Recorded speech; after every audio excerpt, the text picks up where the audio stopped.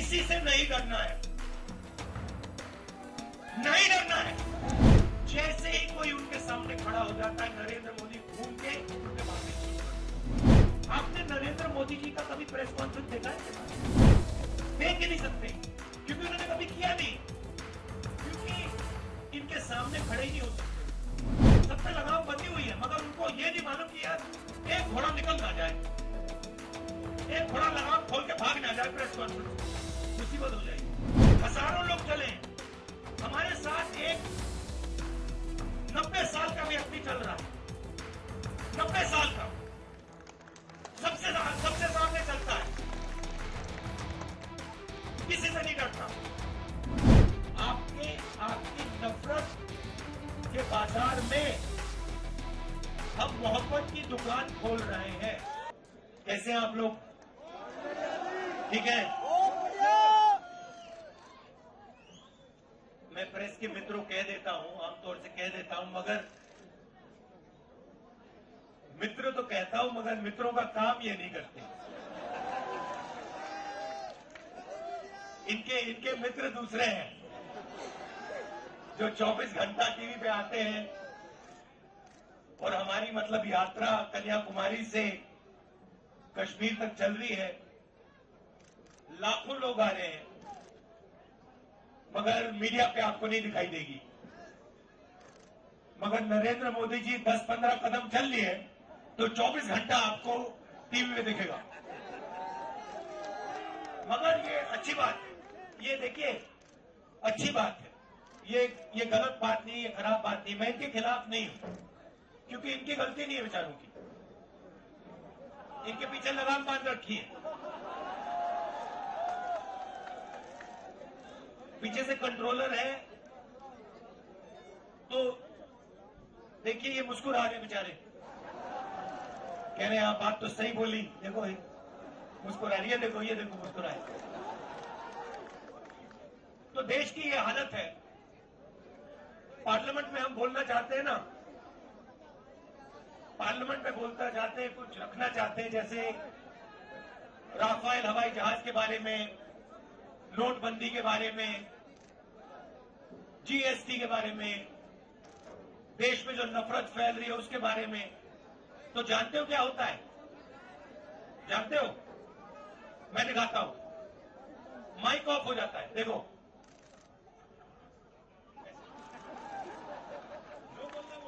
बोलते जाओ, किसी को कुछ सुनाई नहीं देता। टीवी उधर कर देते हैं, स्पीकर साहब का चेहरा दिखता है, और पार्लियामेंट में माइक ऑफ कर देते हैं। इसीलिए हमें ये यात्रा कन्याकुमारी से शुरू करनी पड़ी कश्मीर तक। और जो मैं आपको बताऊं, जो हमें सीखने को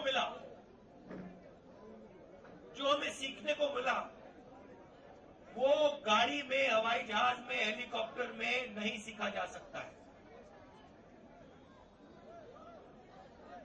कहां से सीखे हम? हिंदुस्तान की जनता से सीखे, किसानों से सीखे, मजदूरों से सीखे। अब देखिए, एक तरफ आपकी कुर्बानी, यहां अभी मैंने महात्मा गांधी जी की फोटो के सामने फूल रखे, ये आए, इन्होंने आपकी रक्षा की। उस समय भी हिंसा थी, उस समय भी इन्हीं लोगों ने हिंदुस्तान को बांटने का काम, नफरत फैलाने का काम किया था। और आप याद रखिए, योगेंद्र यादव जी ने कहा वो तोड़ेंगे और हम जोड़ेंगे। मगर जब वो बोल रहे थे, मैंने एक बात सोची, सही नारा है, हम वो तोड़ेंगे हम जोड़ेंगे, मगर इसके आगे एक कदम जाना पड़ेगा, हम तोड़ने नहीं देंगे। आप कोशिश करो जितनी करनी है, हम तोड़ने नहीं देंगे, एक सेकंड के लिए नहीं तोड़ने देंगे। जोड़ने की जरूरत नहीं पड़ेगी, क्योंकि हम टूटने नहीं देंगे, हम तोड़ने नहीं देंगे। देखिए, एक मैसेज मैं आपको देना चाहता हूं। ये गांधी जी जो हैं, ये एक व्यक्ति थे, मगर इन्होंने हमें, इनके सामने हमने फूल क्यों डाले? हमने इनके सामने फूल इसलिए डाले क्योंकि ये एक सोच भी थे। ये सिर्फ एक व्यक्ति नहीं थे, ये एक सोचने का तरीका और एक जीने का तरीका था। और अगर आप गांधी जी को समझना चाहते हो तो हिंदुस्तान में उस समय बहुत हट्टे कट्टे चौड़े लोग थे, मगर हिंदुस्तान का सबसे निडर व्यक्ति ये थे। तो अंग्रेज इनको डराने की कोशिश करते थे, डरते नहीं थे। जेल में डाल दिया, डरे नहीं। 3 गोली छाती में मार दी, तब भी नहीं डरे। इसीलिए हम इनके सामने फूल रख रहे हैं। तो मैं आपको एक ही मैसेज देना चाहता हूं। देखिए, कुछ भी हो जाए, आपको किसी से नहीं डरना है, नहीं डरना है।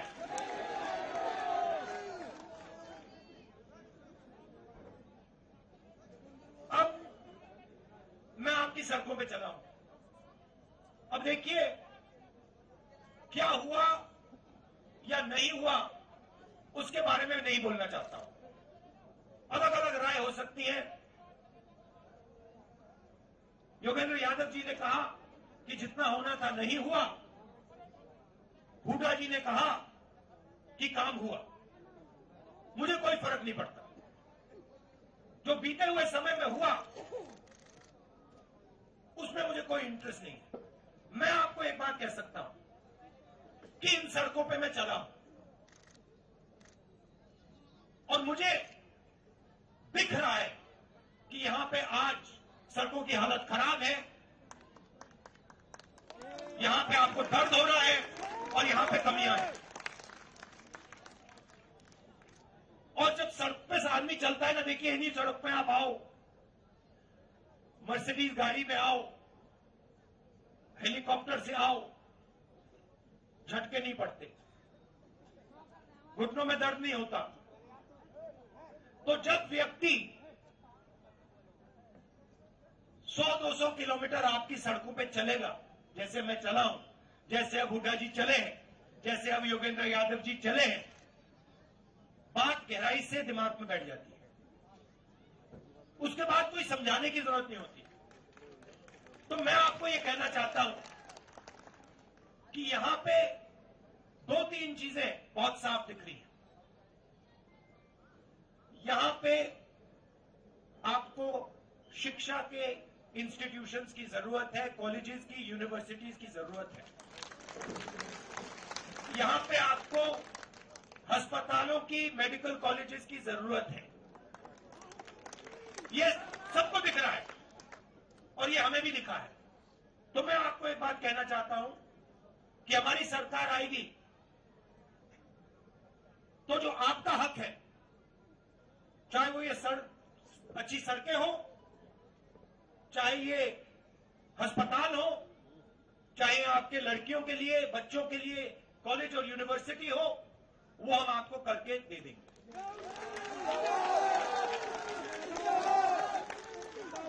मैं ये भी नहीं कह रहा हूं कि ये 2 दिन में हो जाएगा। मुझे झूठ बोलना अच्छा नहीं लगता है, समय लगेगा, मगर हमारी नीयत साफ है और हम आपको करके दिखा देंगे।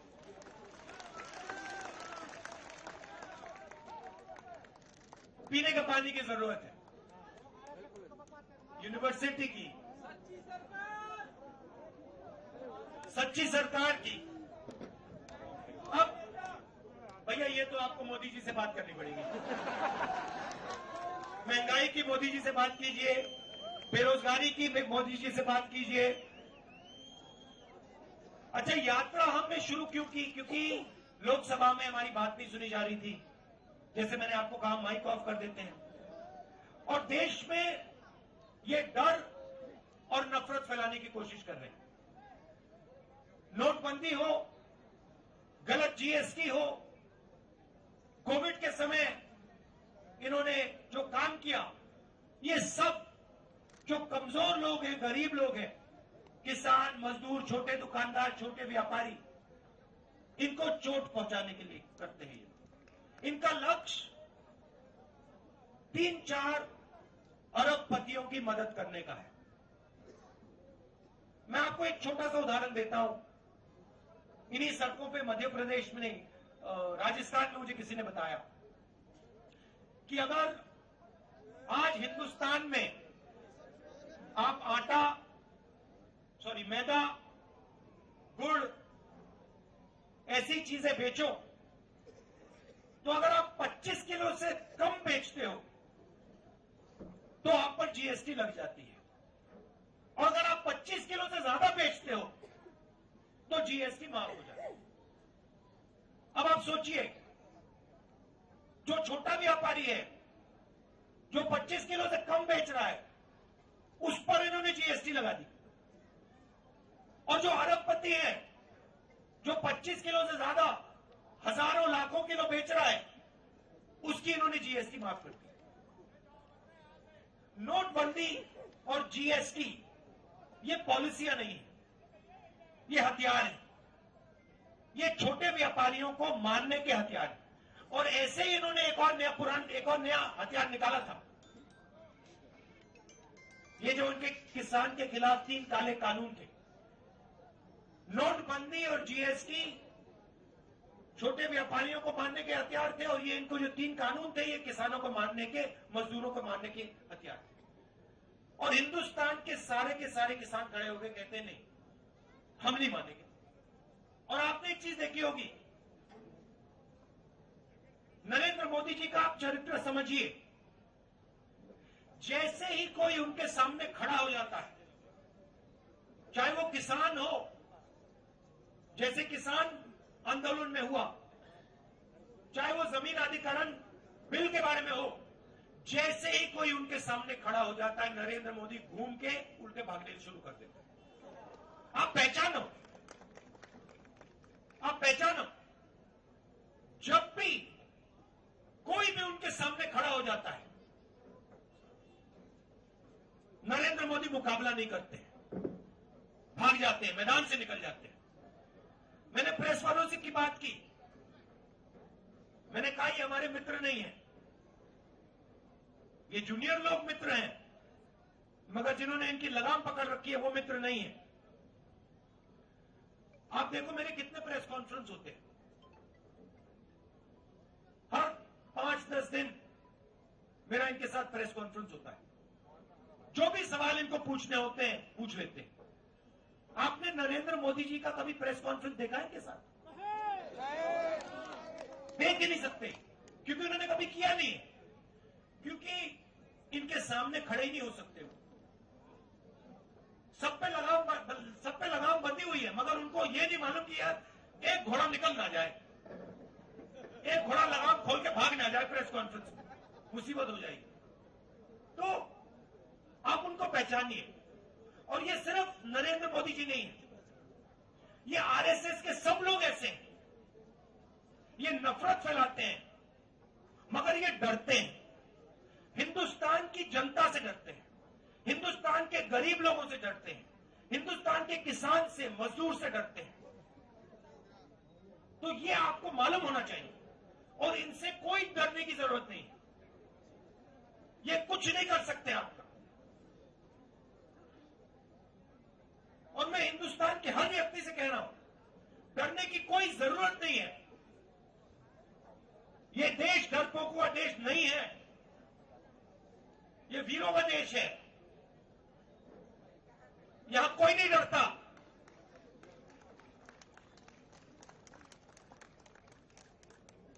और ये यात्रा ने दिखाया है, कन्याकुमारी से यहां तक आए हैं हम। कितने किलोमीटर हो गए मेनू जी? 3000 किलोमीटर हो गए, 3000।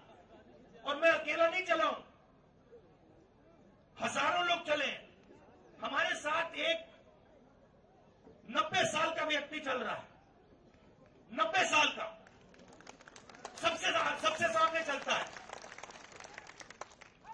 किसी से नहीं डरता। वो है हिंदुस्तान। तो इस यात्रा ने दिखाया है कि ये देश किसी से नहीं डरता है, अपने भविष्य से नहीं डरता। और एक दिन, जिस दिन ये खड़ा हो गया एक साथ, जिस दिन ये देश एक साथ खड़ा हो गया, उस दिन ये पूरी की पूरी नफरत, हिंसा सब खत्म हो जाएगी। और ये भी मत सोचो कि ये दिन बहुत दूर है। ये दिन दूर नहीं है। ये दिन आने वाला है जब एक बार फिर ये देश मिलकर भाईचारे के साथ, मोहब्बत के साथ एक साथ आगे बढ़ेगा। हम तोड़ने नहीं देंगे। सवाल नहीं उठता। जितनी कोशिश करनी है करो, तोड़ने की कोशिश करो। इस देश को हम टूटने नहीं देंगे। खत्म।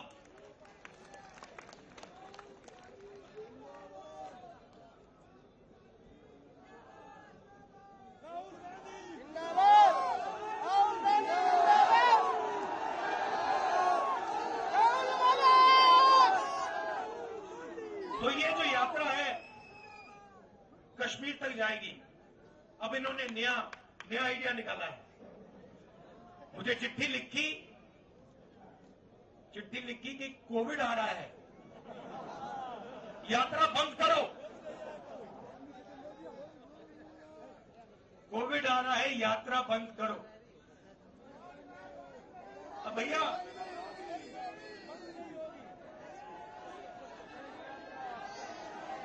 मतलब अब देखिए, अब यात्रा को रोकने के लिए बहाने बन रहे हैं। मास्क पहनो, यात्रा बंद करो, कोविड फैल रहा है, सब बहाने हैं।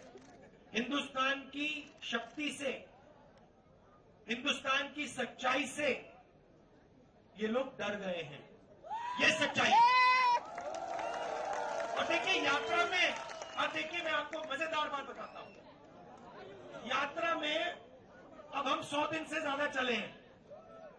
इसमें हिंदू, मुसलमान, सिख, ईसाई, हर जात के लोग, महिला, पुरुष, बच्चे, 5 साल के बच्चे, सब चले हैं। इसमें किसी ने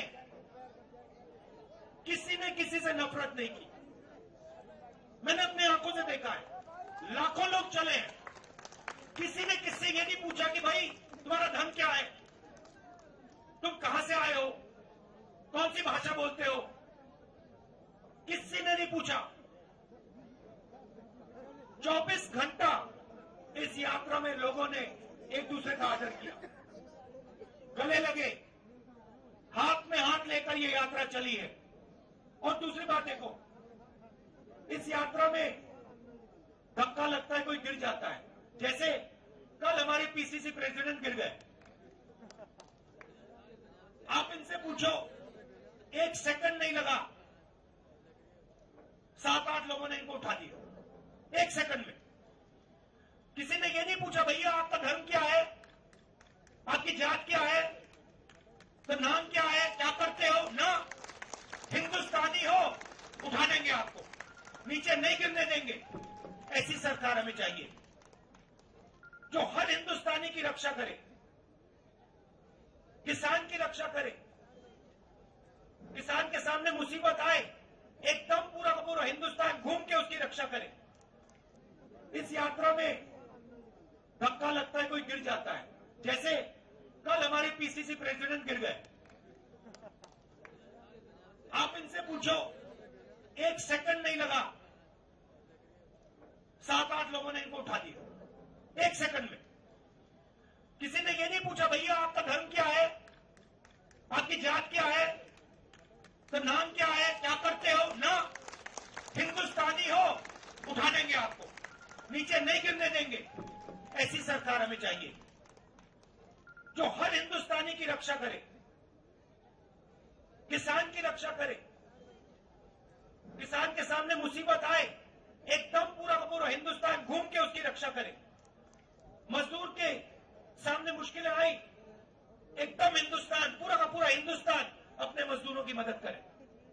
ऐसा हिंदुस्तान हम चाहते हैं। ये आरएसएस का, नरेंद्र मोदी का नफरत भरा हुआ हिंदुस्तान नहीं चाहिए हमें। हिंदुस्तान के किसी को नहीं चाहिए। बहुत क्लियरली मैंने बोला, आपकी नफरत के बाजार में हम मोहब्बत की दुकान खोल रहे हैं। और ये मैंने आपको मैसेज दिया है। ये आप मत सोचो कि सिर्फ राहुल गांधी दुकान खोल रहा है, मोहब्बत की दुकान खोल रहे हैं ना। मैं आपको कह रहा हूं, आप सबको कह रहा हूं, हिंदुस्तान के हर युवा को कह रहा हूं, हर किसान को, हर मजदूर को, हर छोटे दुकानदार को, आप मोहब्बत की दुकान खोलो। नफरत के बाजार में मोहब्बत की दुकान खोलो। भाई भाई के साथ मोहब्बत की बात करें, एक दूसरे से आप मोहब्बत प्यार से बात करो, गले लगो। यही देश की शक्ति है, यही देश को आगे ले जाएगा। तो आप सबका दिल से धन्यवाद करना चाहता हूं। और जो आपने मुझे मैसेज देना था, वो मैसेज मैं समझ गया हूं, वो मैसेज मेरे साथ जाएगा वापस और उसका नतीजा आपको दिखेगा। बहुत बहुत धन्यवाद। जय हिंद।